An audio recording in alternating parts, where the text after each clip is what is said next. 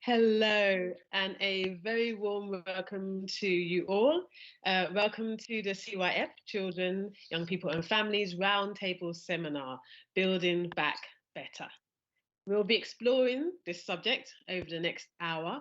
And please, at any time you want to ask any question, just put it in the chat and we will have opportunities to answer questions. But first of all, I would love to introduce you to everybody here in the room who will be speaking on the matter.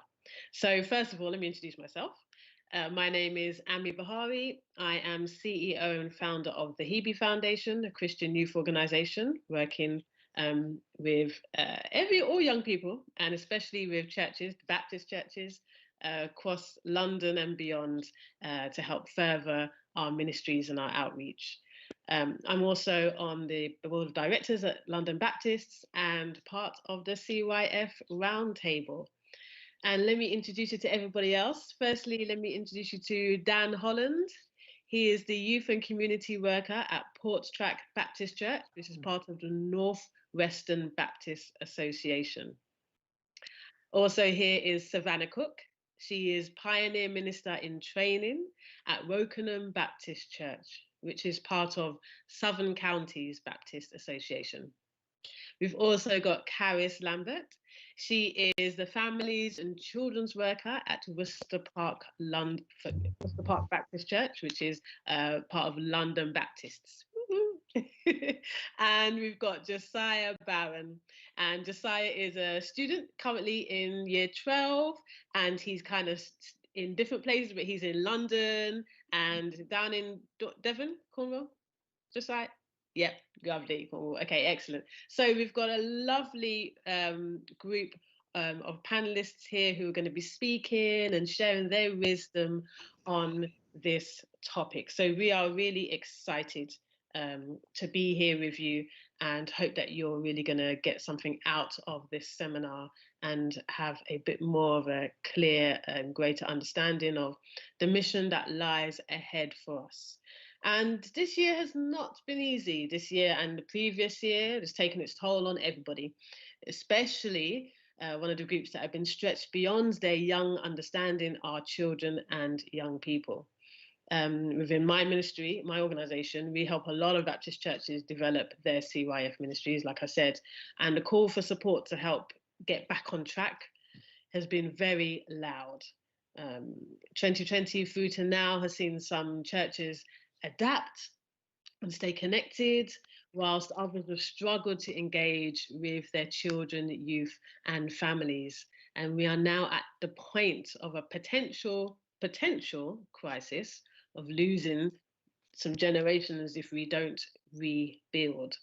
Either way, we've entered into a new season as a society, as the body of Christ, and as the local church. So what does rebuilding this vital ministry look like in a post-lockdown world? How can we make sure that all that was good about focusing on the family throughout this time doesn't get lost, and that we keep God at the center of our navigation? So some interesting conversations to have, I'm sure. But first of all, we're going to show you a quick video, and we're going to hear from the voices of some young people across the associations responding to the question, how have you encountered God this past year?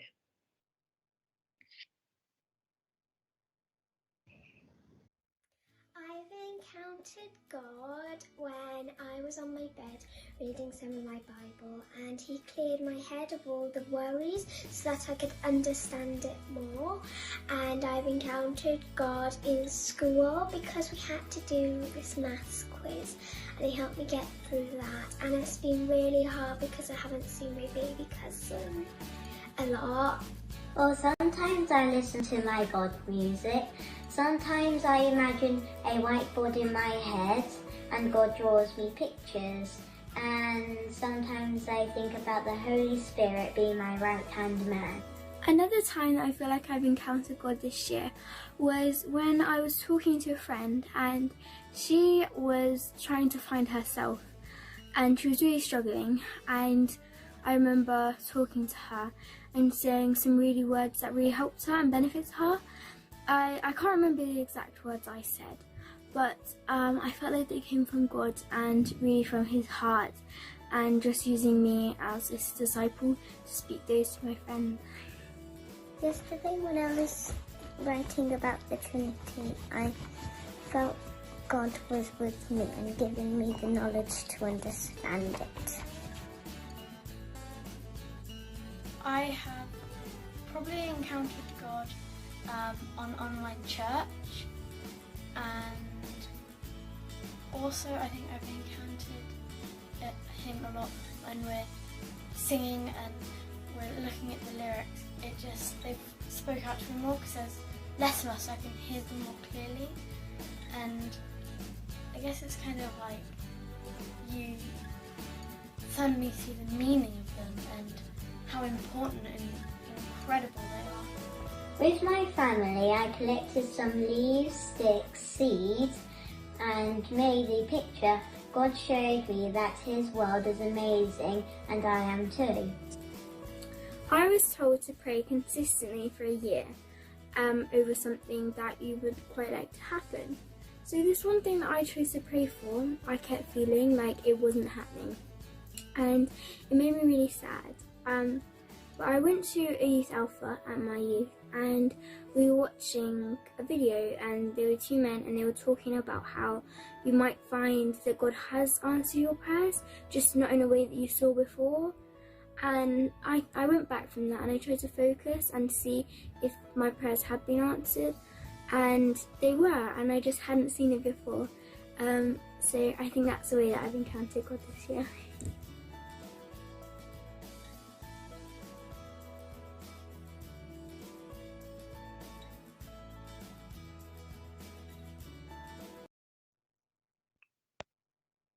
And it's so good to hear the different voices and how everyone has interacted with God, and it's brilliant to see what God is doing.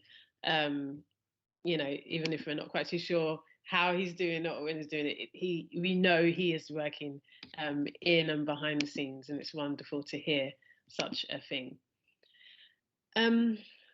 It's not been brilliant for everybody, and there are some it's been hard. There's a few negative statistics that have impacted us and children and families. I hear so many stories, so many people, so many parents come up to me and said, we're struggling, we're really struggling in our homes, you know, people in 2 beds, 1 beds, families, continuously 24 hours. It's not easy, and all sorts of issues and things have come up around that.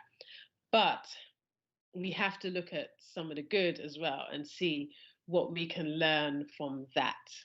So I'm going to pass on to Caris, and she's going to explore family ministry and see what we can do to rebuild family and ministry. Caris.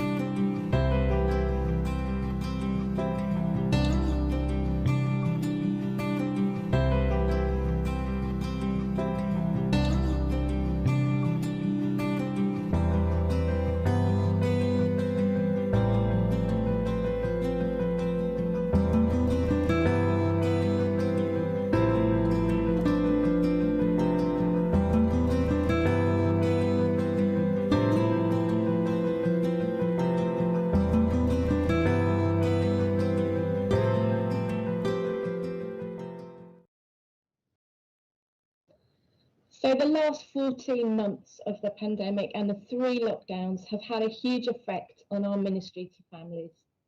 We've not been able to meet our families, visit them, or talk to them face to face. We've watched them from afar as they've coped with homeschooling, with working from home, with navigating church as families. dealing with the educational, physical, emotional and spiritual needs of their children, all within the four walls of their home. But we have been unable to venture into that space with them physically. And many of us have had to deal with all these things too, with the losses, the illnesses, the pain, the financial hardships, the furloughing, and the whole new world of technology.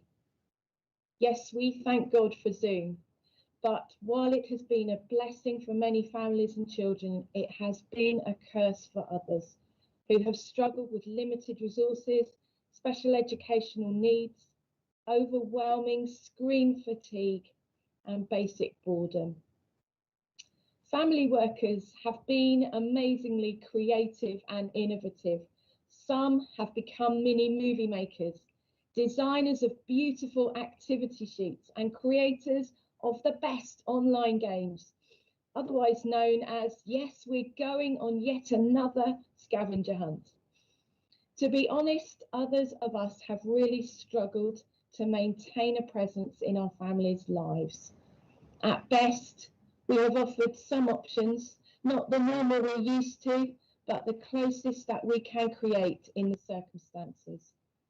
At worst, we have just overwhelmed families with emails, videos, Zoom links, desperately trying to justify our roles and keep our ministries going. But there have been some good points in this gloom and frustration. We have seen families taking responsibility for the spiritual nurturing of their children in their home. And we have met some new families through the initiatives that we have been able to do. For me, creating Messy Church in a Bag was one blessing that I was able to share, and it helped me to meet people where they were just for a few minutes to pass on some love, hope, and encouragement. We have been able to include more families in our online services. They've been praying on the Zoom calls or preparing videos for our YouTube services. And we have heard fantastic stories of how children are engaging in these services, often in ways that we didn't expect them to. One boy in my church who is on the autistic spectrum has fetched his Bible every week to read along with us as we followed the Bible Society Bible series. Another has shouted his prayers at the screen and been a little frustrated that no one can hear him. There have been so many other examples going on in all our churches. So as we come out of this latest lockdown, and as we look to the future of meeting face to face in a building, and maybe one day not having to scour the fantastic coronavirus advice documents on the Baptist Together website, what do we take with us from this time? And how do we rebuild family ministry? What on earth will it look like?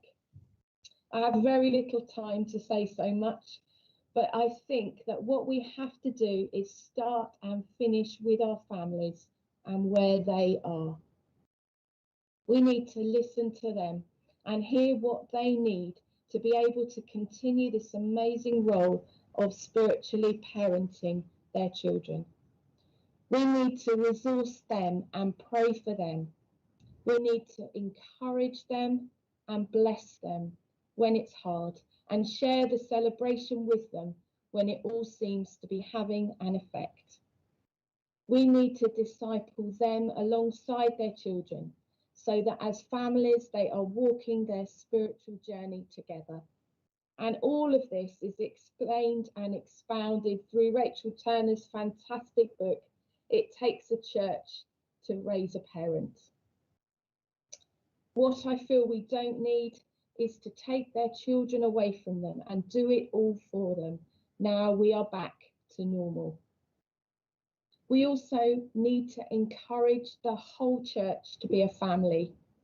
So many of our services online have been more intergenerational in nature, maybe out of necessity, but not without benefits for everyone.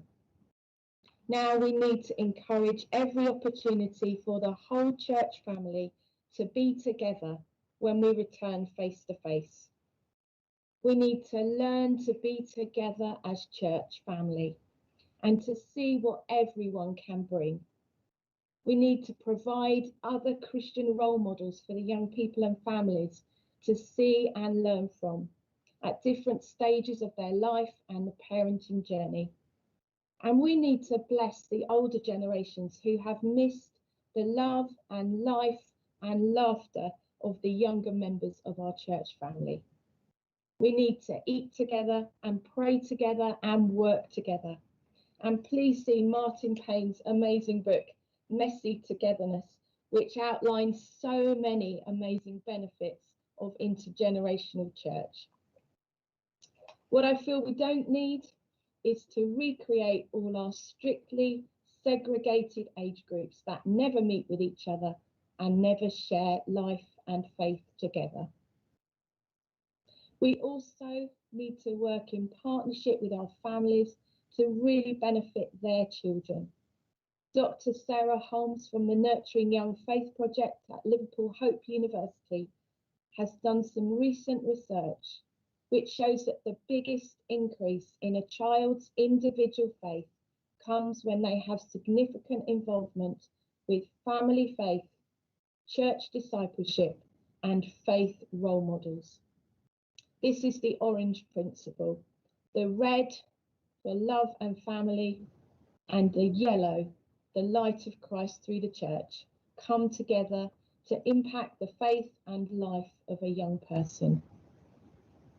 So we need to be alongside our families, sharing life with them, supporting them in their amazing role, and resourcing them from our experiences and training so that we can bless their families.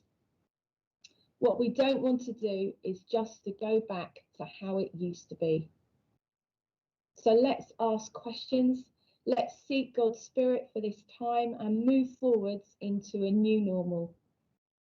Let's be prepared to be flexible, to fail often, to succeed more, and be willing to admit when it all hasn't worked as we hoped.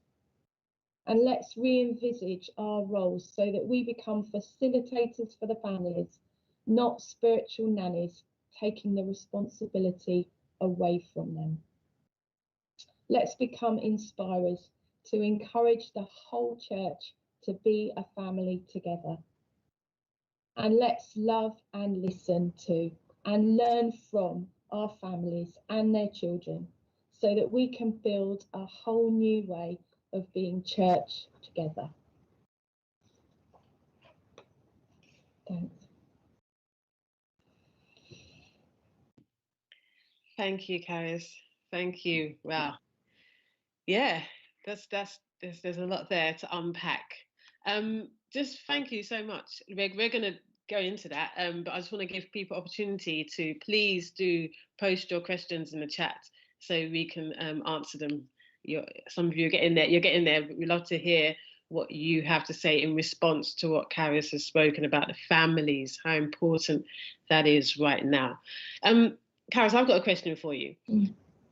Like I said, working with lots of different churches, they're all telling me that it's hard to get the families back because the families have got comfortable being at home, especially on a Sunday. Parents don't have to, and guardians don't have to get the children ready and rush to get to church. So how do we bring them back into the church? Because there's so much richness there when we gather together. The Bible says we should gather together, the brethren should. And, we know the benefits of children being with other children. So how do we get the families back to come out of that, what feels comfortable situation in their home, but back into church? That's an interesting one, Amy. I think we need to really just show them how much we want them to be there, how much we need them, get them involved as much as possible by, bringing things to the service, being part of the service. I know a lot of churches are going to continue a hybrid model, and we need to make sure that the families are included in one way or another. So if they choose to stay at home, they're still fully part of what's going on, and we can still, incorporate them, involve them, and benefit from them. I think it's just telling them how much we've missed them, how much we love them. we want them back with us, that the whole church wants them. You know, I think it's important for all ages that we meet again together, and the older folk have really missed seeing children, seeing families, and learning and being with them. Yeah, I agree. Thank you for that. We have a very specific question. Okay. Is it possible to access or for you to signpost some age-specific online resources for grandparents to use with grandchildren abroad that they haven't seen in person for like 18 months? So, I mean, that's really specific, but any resources, online resources for grandparents to use with their grandchildren, especially those who have been separated. Wow, that's a great question. Something that I've been following a lot online is called Together at Home, and there's some fantastic resources that have been produced all through lockdown and are still being produced, and they're on a website called Together at Home, but also you can access them via Facebook. And weekly there's activity sheets which have all kinds of things to do with adults and children together. There's prayer activities, there's creative things to do. It's actually based on the Church of England lectionary, so it moves through different passages of the Bible week by week. But there's also great sessions that link up with Easter, Christmas, Pentecost, things like that. So I think I'd recommend looking at Together at Home and seeing what's available there. Thank you. That's great. Together at Home. Okay, and then here's one question or statement question from Tony. For many of our smaller churches, it's not a question of getting the families back. It's a question of reaching families for the first time. How might we go about that? Personally, I would signpost there to Messy Church and look at what Messy Church can offer in that way. Messy Church is an intergenerational, missional way of being church, and it really is aimed at reaching those who don't already come to church. So if you haven't looked into Messy Church already, there's a great website. There's lots of books and resources, and all through the lockdown as well, it's proved a great way for people to keep in touch. Lots of people have produced Messy Church resources and sent them home for families to use at home, and then linked up with them through all kinds of technological ways and so on to bring all that back together. So my recommendation would be look at Messy Church first. But yeah, reaching into our communities is so important. I think some of our other speakers later are going to talk about some different ways for that as well. Brilliant, thank you. And then finally, just a lot of people are asking, can you just say the book titles again that you mentioned? Sure. So the one recommendation I'd really make is a book by Rachel Turner called It Takes a Church to Raise a Parent. And that is all about how we can minister to parents and help them to be the main spiritual nurturers of their children's faith. But it's really aimed for those within the church reaching out to parents. It's a great resource book. Rachel is the head of Parenting for Faith. And again, there's a brilliant website you can look at, Parenting for Faith, that has masses of resources to use for supporting parents. And my other one was, it is a Messy Church book from BRF Messy Church, and it's called Messy Togetherness by Martin Payne, and it just explores the whole idea of being an intergenerational church. It is within the context of Messy Church, but all of the principles apply to all of our churches and all the services and so on that we put on. And it's a brilliant book just to get a background for intergenerational church and what that really means and how it can be a reality as well. Excellent. Thank you so much, Scarlett. Thank you for sharing. It's great. It's great to hear how families are coming back and rebuilding and what we can do. That's a big encouragement. We all know how important families are in churches, that just everything stems from family, you know. So it's really, really important to hear that and to be encouraged for us to be able to just move forth in this new season. And it's an exciting season, what God is doing for us. So thank you, Caris. Thank you. We are going to hear from some of the experiences now of some of our CYF members, our children's, young people and family workers, and they're just going to share what it's been like this last few months and years now. Gosh, so let's hear from some experiences. The last year has been really hard. Not seeing the children and families face to face with Messy Church, with all the other activities that take place in the building. But we've been able to do so many more things that have made us think outside the box. We've done Messy Church in a bag and we've been able to drop those to the doorstep. We've engaged with children and young people through Easter trails, Christmas trails. We've engaged with the businesses, and it's become far more about community than it ever has been about just one group of people in the building. One of the challenging things has been not being able to meet physically, not being able to see past the just comments to what's really going on, not seeing the body language, just not being physically present. I guess the surprise of the last year has been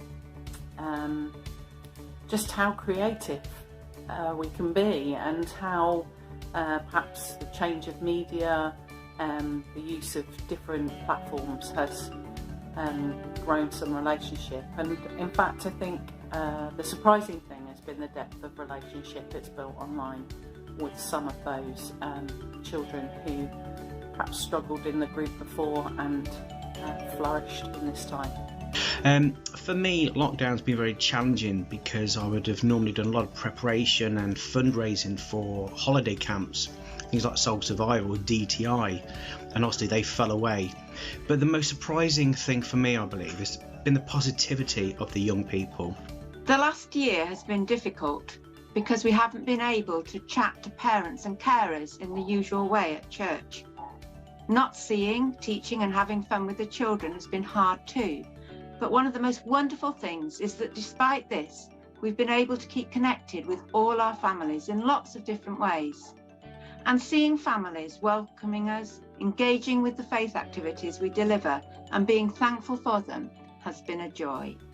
One of the things that we found extremely difficult when we were thrown into lockdown in last March, the disconnection of the face-to-face. They're a generation that is steeped in technology, steeped in screens. And so I don't think it helped. That became the only way that we could communicate and be together. Saying that, we're so grateful what we've seen here in our youth ministry is we had the ability and the opportunity to chop a lot of things away that we didn't need and we couldn't really do. And it opened up space for us to have deeper conversation, more in-depth conversation about the Bible, about being a Christian, a young Christian in the world today, about scripture. The last year has been really difficult for me because I've really just missed seeing my young people face to face. Seeing them in a little box on Zoom just isn't the same. So I've really missed seeing my young people face to face. But one of the surprisingly good things to come out of it has been that it's forced us to be more creative in the way that we have to deliver our youth ministry. So yeah, creativity has been a really good positive from the pandemic for us. It's been a difficult season because of the lack of motivation from young people due to lockdown. However, we have been surprised at the amount of young people we've been able to reach. We've reached young people overseas in cities we're not in because we are online, and so we are not limited by geographical locations and restrictions, but we are able to support and help young people everywhere.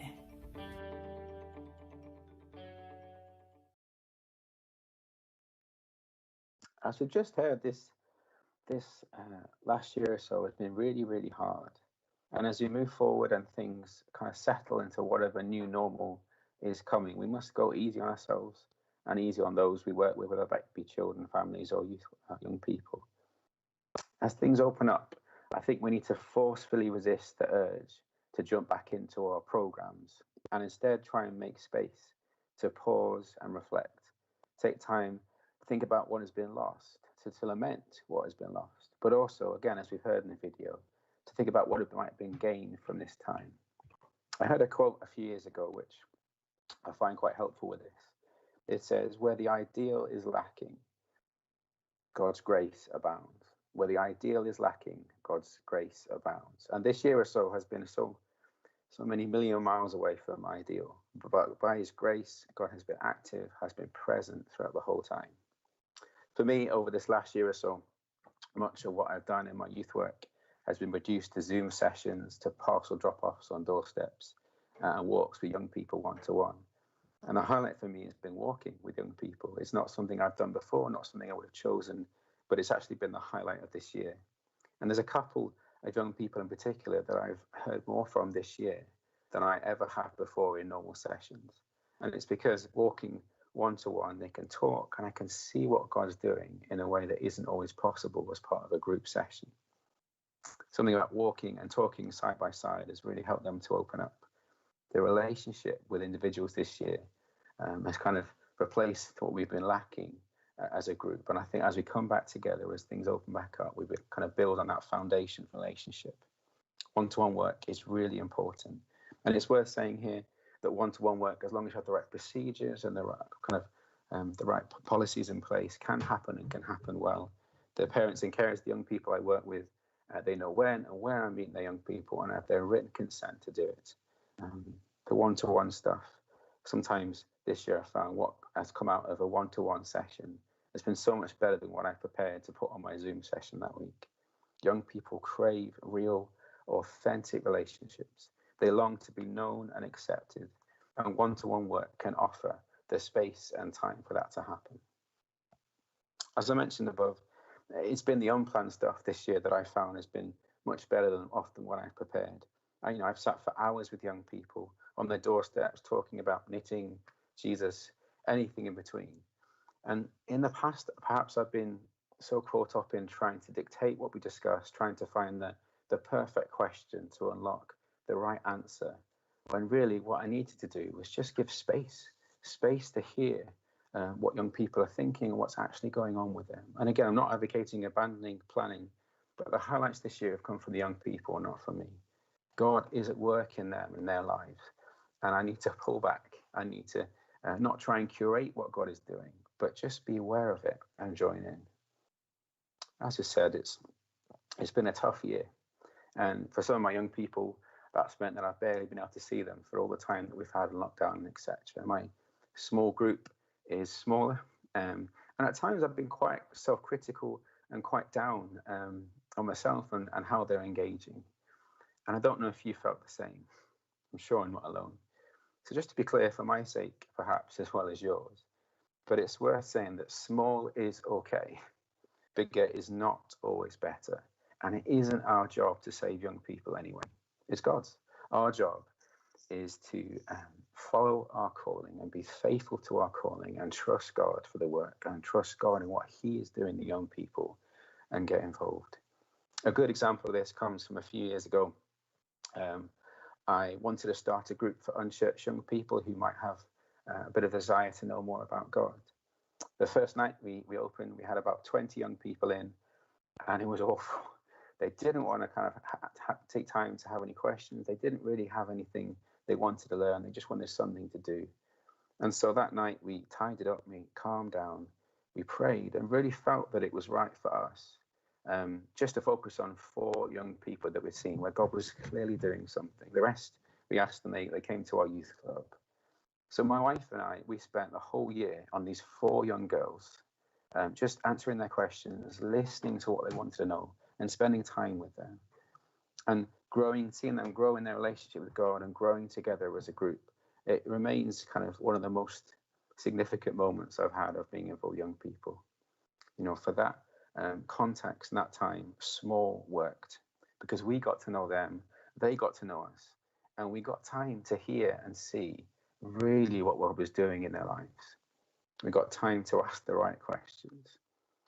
So just an encouragement, really, maybe for you, if there's smaller numbers post-COVID, maybe that just gives you an opportunity to really go deeper with a small group that might not have been possible or feasible as part of a larger group. Maybe it might be that those who stay connected, God is really doing something, and then there because God has started something that you need to get involved with and see through to the finish. We're lucky to get part of it, aren't we? And just to kind of finish off, I want to say again that We must take time before rushing back into what we used to do. It might be that there's an opportunity here for something better if we kind of give the time to look, to listen, and be prayerfully creative. And it's worth remembering that all that we do, we can trust God with those we work with and trust God for what is next. Right. I think we're going to go to Army and potentially see if we have any questions. Thank you, Dan. I love the whole idea of walking and talking, just that one-to-one. Sometimes we can be, in this day and age, afraid to do one-to-one, but it's so important. Like I said, a young person just needs someone to listen to, and away from all the other voices, and just to be able to have that little bit of focus on them at times, and one-to-one that enables that. I have a question for you. It just was playing on my mind as you were saying that, this whole walking and talking. How do we walk and how do we encourage our young people now into this new season where there is uncertainty, everything's changed for them to a certain degree. How do we physically, mentally, emotionally, spiritually walk them into this new season with confidence in God and in themselves and in us, I guess, as well? Good question. I think the first thing I'd say is that perhaps remind the young people or help young people to see how much they've already adapted and developed, and kind of they've adapted to kind of homeschool learning. They've adapted to having to do the tests weekly if they're in secondary school, and they have come through this in a way that is really impressive. And I think I might be pointing out to some young people that, look, you've done this, you can do this, God has been with you in this. And I think part of that kind of reflecting on the time is moving forward. It takes some honesty from us as youth workers, as workers with them, to kind of say, I found this hard too, but I've also found that in all I've been doing, that God has been with me in it, and I know he's going to see me through it. And I think if we're able to have those honest conversations that touch into real life, they're not just disconnected kind of chats, I think that's something that kind of it just goes back and forth with young people. If we're being willing, if we're honest and have that authentic relationship with them, then they feel they can do the same with us, and we're able to kind of talk through that process together. I think that's what I would say. Yeah, no, thank you. That's great. Thank you for that. We have a question from Remco. Remco is asking, would asking the young people what they want to do together be a good idea when we start resuming activities? Yes, absolutely. I think start with where they are. We can't start with where we want them to be or would like them to be. We have to start with, I think Karis mentioned this with family work as well. We have to start with where they are and go from there. And I think, as I said, we have to trust that God is at work. And so we have to trust that some of what young people are saying is because God is working in them, and the questions they have might be better than the thing that I think they should be thinking about. So absolutely, I would say, yes, start with them and then see what comes, and then we perhaps guide and lead in that. But we have to trust that God is at work and kind of keep our eyes open to see what he's doing in the young people. Yeah, indeed. And then for those who have maybe lost some of their youth, their young people, and they've got reduced numbers now, or starting from a very, smaller pool, what words of encouragement can you give them? Because I know you touched on the fact that you were focusing on 4 girls, and I love that focused work on a few. How do we stay upbeat and stay challenged and not despise the small beginnings? So again, it's a good question. I just think, we have to start with the reality. We have to start with where we are. My group is probably smaller now than it was before, and there's some that like I said, been difficult to connect with. But I'm going to focus with who I have and able to use that time. As I said, in a smaller group, it's easier to get to know them better. It's easier for those that are not quite as big personalities or voices to be heard. So I think we just start with who we have and trust God with that where we're at. And if we're faithful with who we have here, then that group of 4 girls ended up being 16 young people, mix of most of them on church, most of them have no connection with church. But because of that basis of 4 that we knew really well, and they were comfortable with us, They invited their friends, and when we actually brought in some from the church that we wanted that were similar age, it worked because there was that trust. And so I would say build that trust, build the relationships with the small group you have, and just love them and share your heart for them and just see what God is saying to them and in that. And I think stuff grows from that those kind of foundations. And again, there's nothing wrong with having a big group, nothing wrong with that. If that's not your reality, that's fine. But if you have a small group, just start with them and see what happens. In my kind of experience, that kind of small and kind of strong foundation of relationship, things can really grow and thrive in a real way. So don't be down on that. Be excited about the time you get to spend with those young people and see where it can go from there. Yeah, great. Indeed, exactly. And then Vanessa's asking, how do you help children that have lost someone close to them to COVID-19? You know, like the loss of a grandparent or somebody who used to come to the church. Yeah, that's a really difficult situation. I think one of the biggest things we can do as youth workers, as family workers, children workers, is just to be with them. I think, again, it's very easy to jump to simple answers and kind of like slightly cheesy phrases with people when it comes to loss. And again, there's nothing wrong with that because it's a difficult situation. But I think just being present and listening, often I've found that we don't need to say very much because it's very difficult to find that right perfect phrase or thing. But be present and be honest and just say, we believe and we know that God is with us by his Holy Spirit. And I think we can speak that into their life and into their kind of situation, their reality. But I don't think there's an easy answer. But I just think presence is really important. Be consistent, be present. And when you're not with them, again, if it's young people and it's able to do so, be messaging them, keep in touch, like you're there for them in any way that's helpful, and kind of see if you can let them dictate that to some extent, and so they have the agency in that.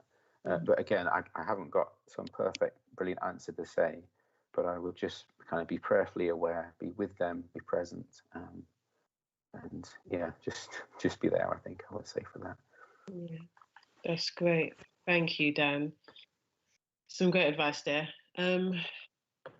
Okay, wonderful. We're gonna look at some statistics, the stark reality of life as it is at this moment in time. But let's take a look and ponder on these stats.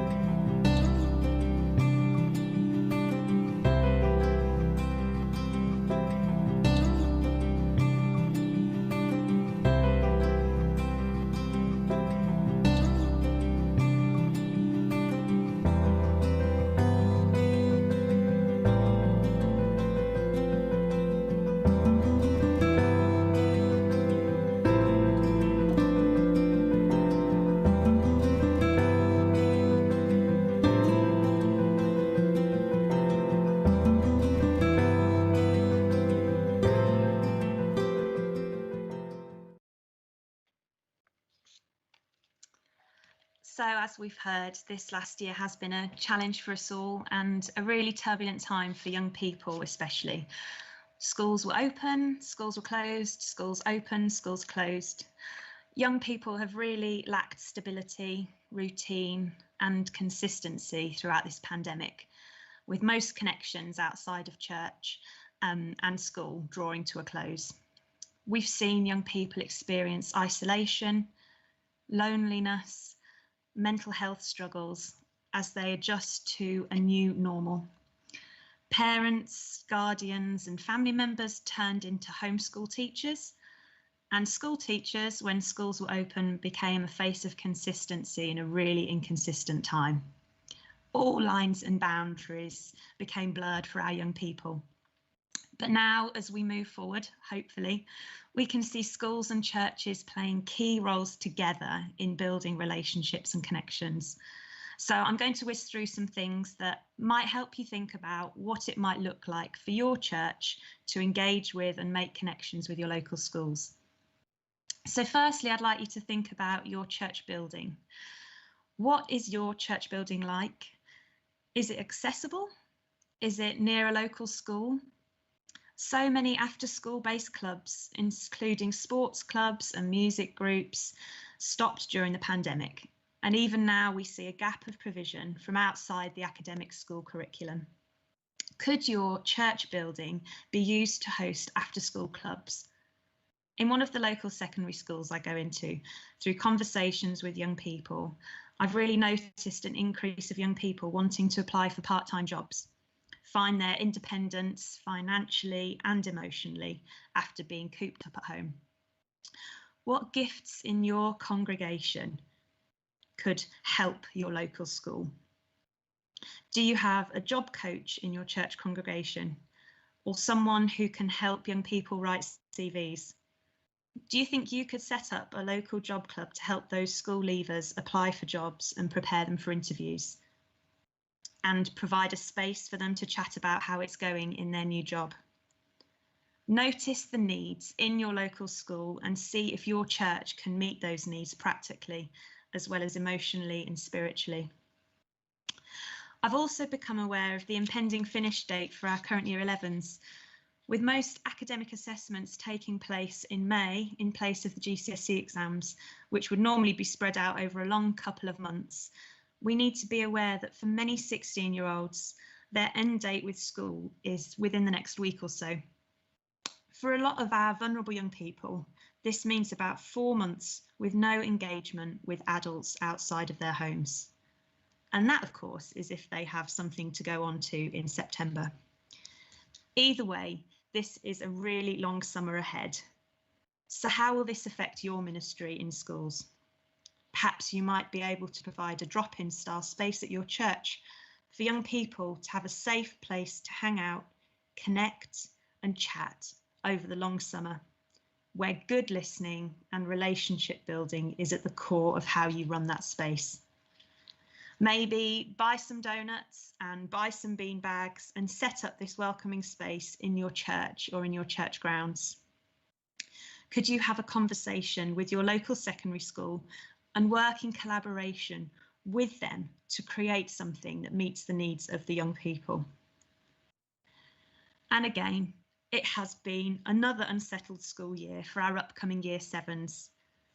How does your ministry programme incorporate support for the transitional stage for our Year 6s to Year 7s this September?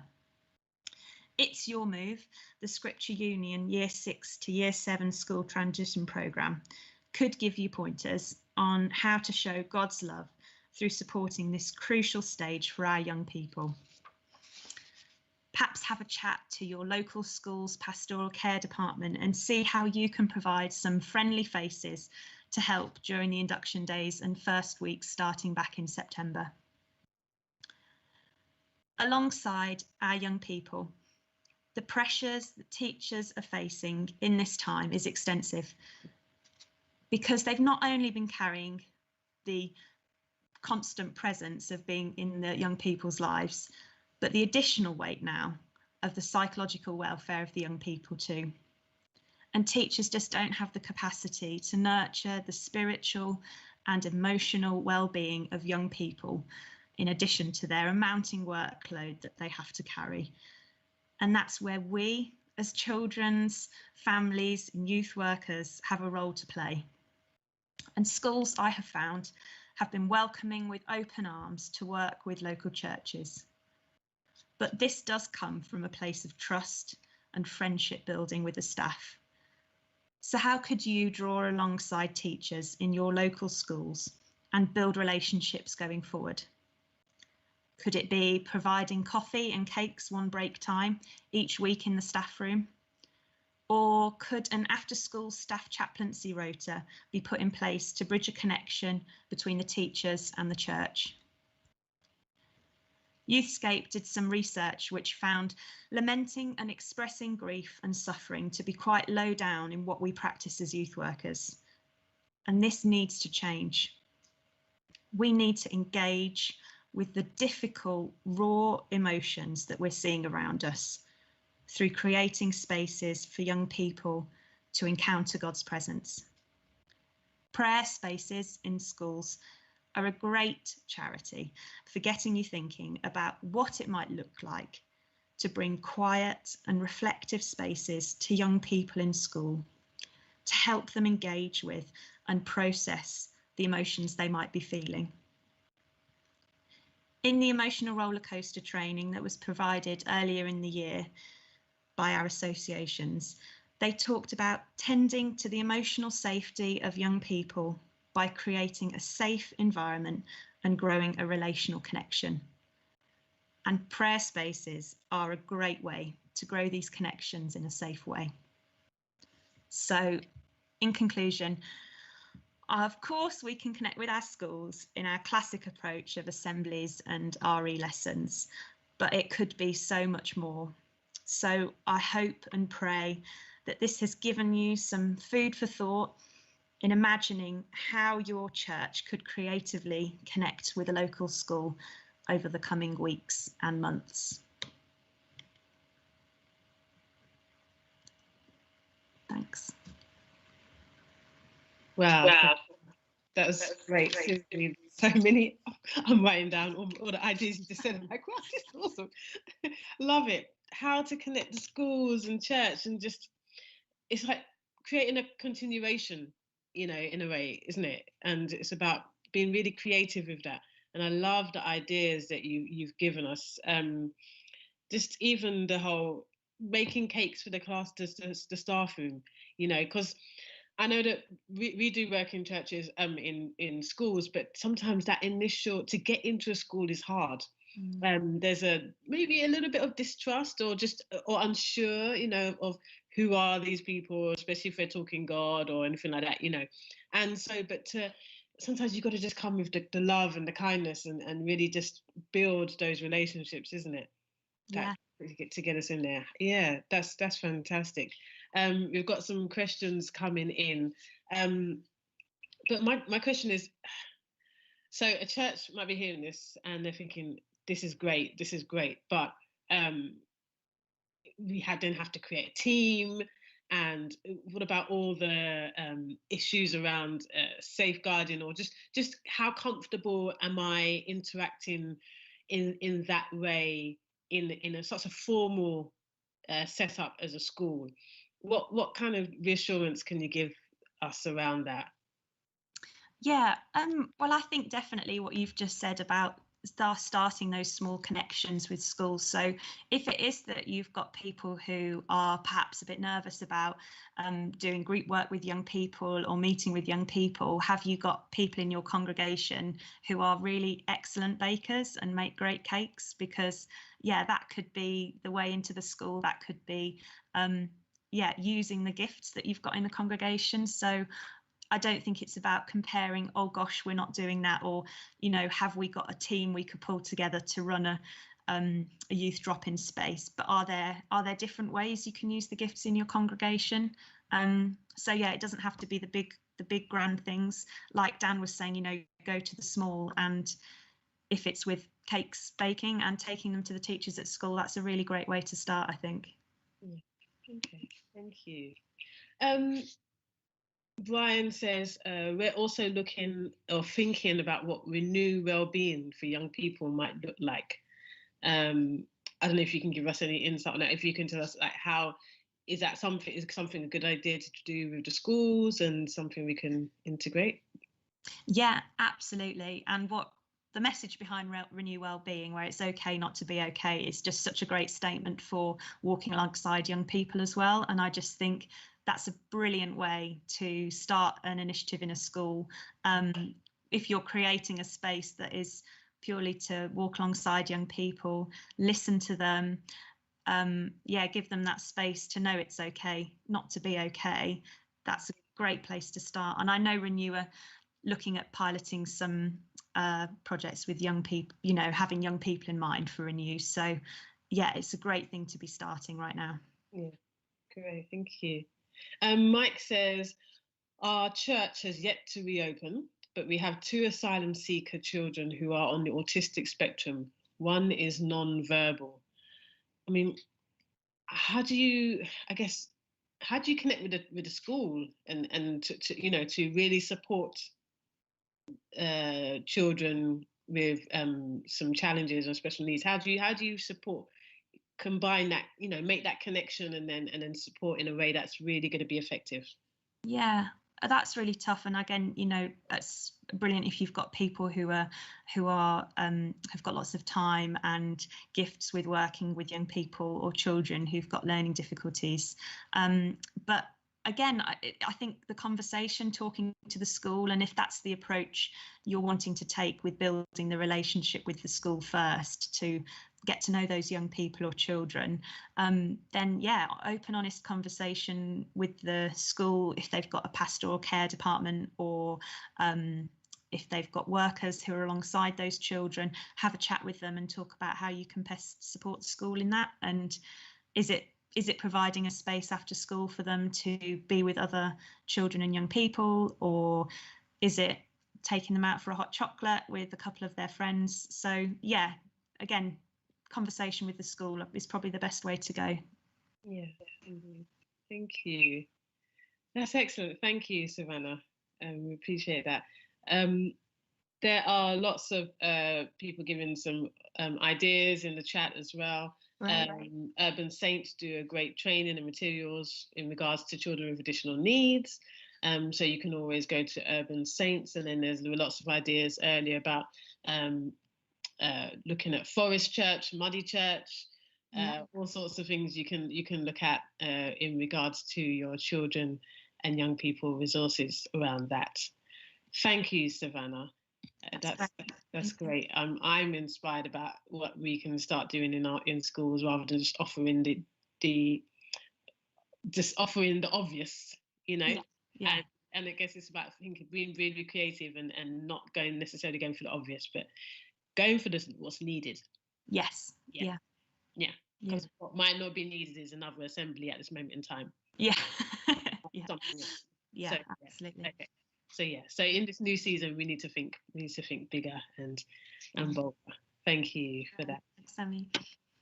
We are gonna hear now from Josiah. Josiah is a young person. Yeah, we have a young person here. Obviously, we should. And he's just gonna give some reflection, basically, on where he's at. His reflection as a young person, young Christian, and how this time has been for him, and maybe his thoughts and plans moving forward in an uncertain but exciting time, hopefully. So, Josiah, are you there? Hi, I'm here. So the past year has been really difficult for a lot of people, and a lot of people have suffered from the virus itself or the repercussions. And the church has very much been affected by this as well. We could just suddenly no longer meet in a church building, and this posed a bit of an issue a big issue for a lot of churches. But the church leaders came together, and although there was lots of different ideas behind what we could do instead, we all came to a conclusion of sort of Zoom churches or Facebook Lives or things like that to still reach the congregation. And although this question was very quickly solved, I think that for me, I was posed with a lot of more difficult questions to answer in myself. As a year 11, I just went 3 to 5 years doing practice exams and working towards my GCSEs, and then suddenly that was all over, and I never did my GCSEs, and it felt a bit like I wasted sort of 5 years. But I kind of had a lot of free time on my hands all of a sudden, and I spent about 3 or 4 months just in my room and in my house, thinking about sort of where I was with my faith, but also what was next and where God was calling me to go. And I ended up moving to London, which wasn't a planned thing, and it was all quite last minute. But I became a student athlete in London, and recently, so it's, where I am, there's a lot of guys from different places in Europe, and we all sort of live with different families. And recently, I was in the car with one of the families that my friend lives with, their sort of homestay father, and we were sort of discussing Christianity and my faith and his faith. And he asked me whether he could just ask me some challenging questions. And nobody had ever really said to me, just, can I ask you some challenging questions? I'm not expecting good answers, and I'm not expecting answers at all. But I just want to pose these questions for you to sort of think about yourself and learn yourself. And so we sat for probably about 3 hours, and he just asked me questions about where I was and certain verses in the Bible, etc., etc. And I felt like actually this is what we've all needed. We've all been posed with these questions through lockdown, but actually we sort of sometimes growing up in a church, both of my parents are ministers, and I feel like sometimes I was just expected to know the answers to certain questions, and I was afraid to ask them because I thought, I'm supposed to just know this, and it'll be embarrassing if I ask it.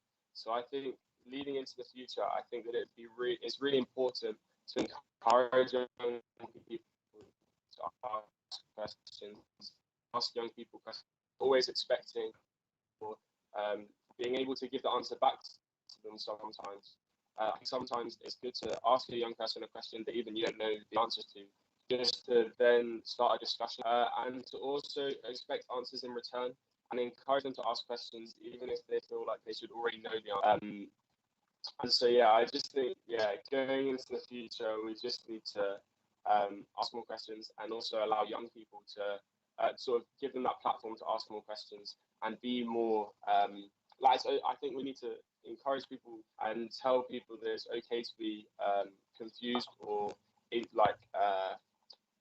interested without knowing everything. So, thank you.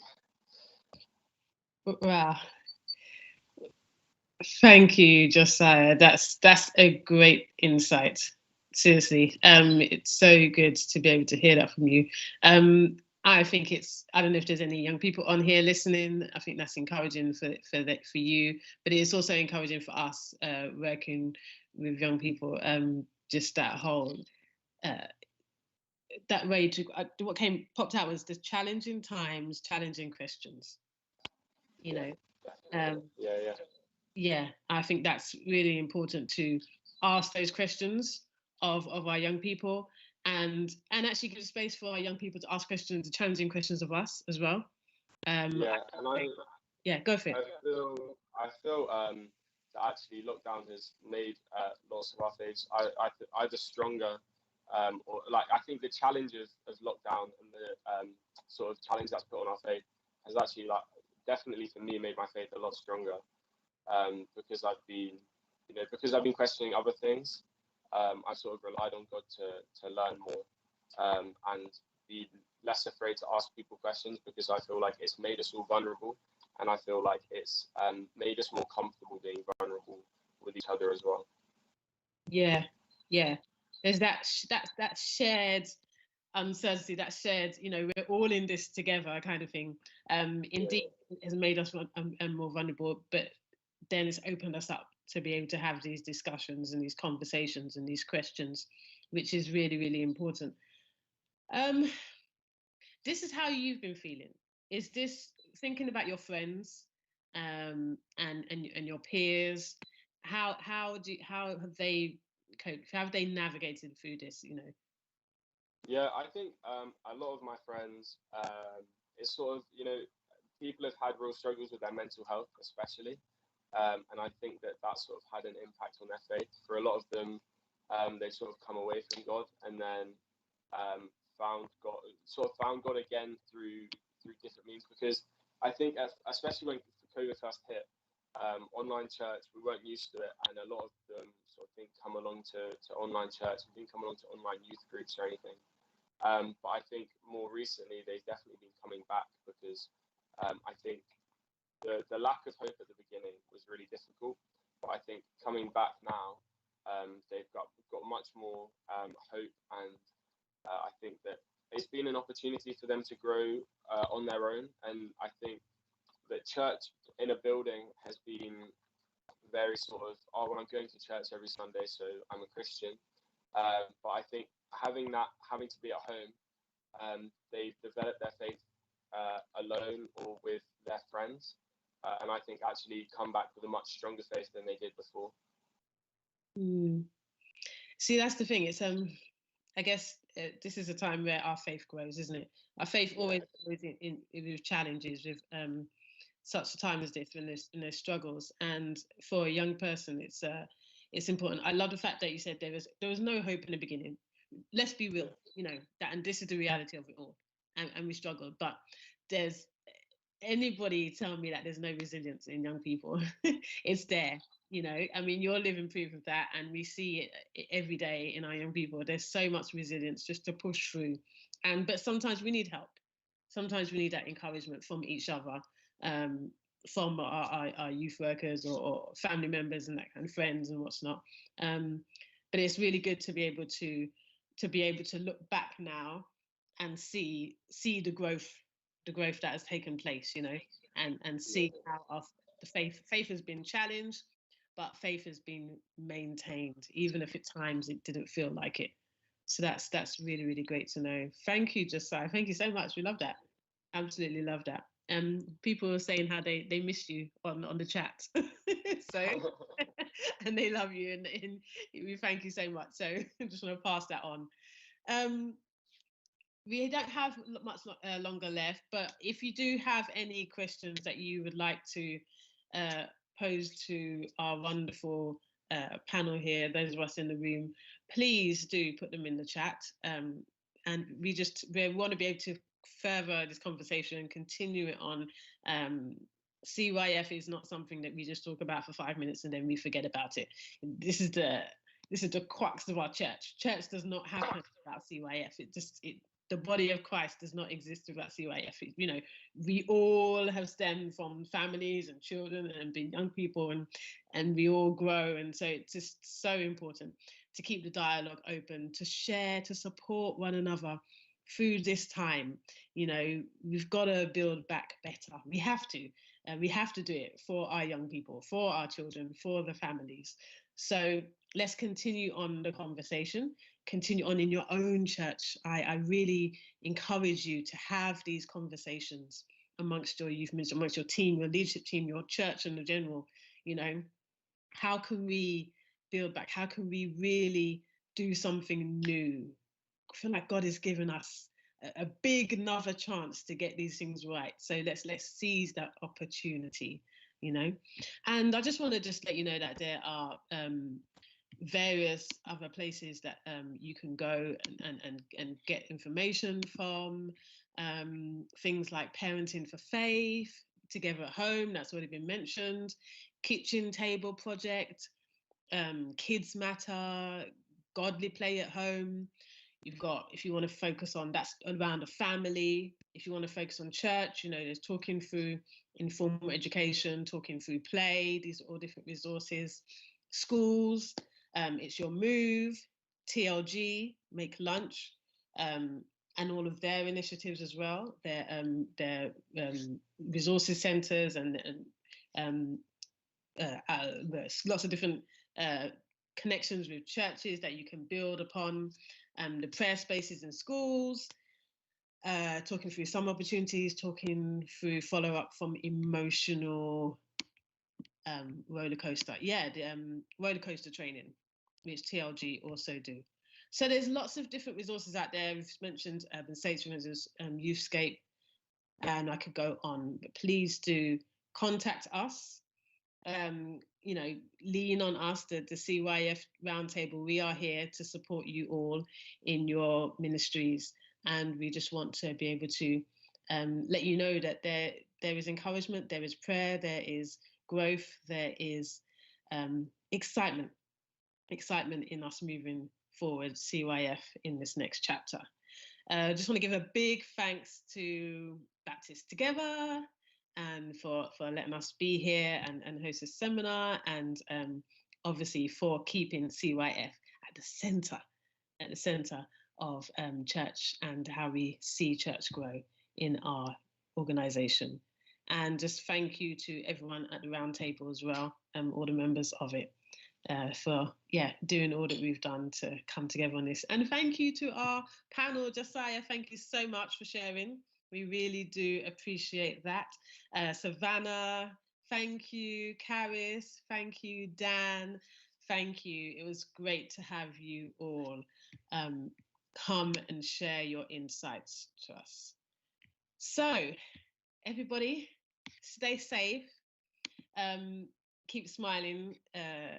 Keep the resilience. Keep hope. Keep faith. Keep your children, your young people, your families, keep them encouraged, keep them happy, keep them wanting to come back to church. Continue to let God just use you completely and open our minds to creativity and the plans and the visions he has for our church, for our community in regards to CYF. We're going to build back better, people. There's no doubt about it. We're God's children. We can't do anything but. So let's do it together. Let's do it in unity, and let's do it in love. Everybody, thank you so much. God bless you. God keep you. Let me just say a little blessing over you right now, because I like to leave with blessing. May the families in your community and church know the Spirit of God working in and through them. May the children in your community and church know how wonderfully made they are by their Creator. May the young people in your community and church know the delight of being a friend of the one that saves. And may you be given all the wisdom, courage, and compassion that is needed to lead at this time. In the name of Jesus, we pray. Amen. Thank you, everybody. Take care, and we will see you soon. Thank you. Bye.